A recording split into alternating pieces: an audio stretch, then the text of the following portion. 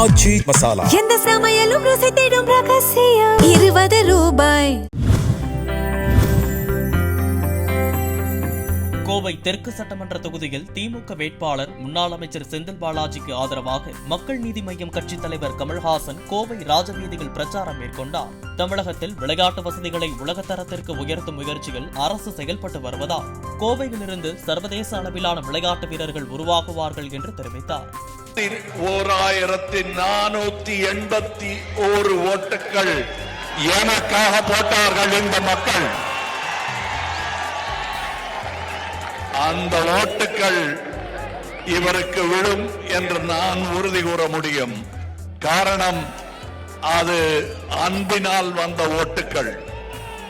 அதே அன்பான வேண்டுகோள் நான் வைக்கும் பொழுது அது எங்கே விழ வேண்டுமோ அங்கே சென்று விழும் என்று எனக்கு தெரியும். நான் மக்கள் மீது வைத்திருக்கும் நம்பிக்கை அது. நான் என்னுடைய நாடாளுமன்ற நிதியிலிருந்து முதலில் உதவி செய்த, உதவி கூட இல்ல, என் கடமையை செய்த இடம் இந்த தெற்கு தொகுதிதான். ஆச்சி மசாலா எந்த சமையலும் ருசி தேடும் ரகசியம் 20 ரூபாய்.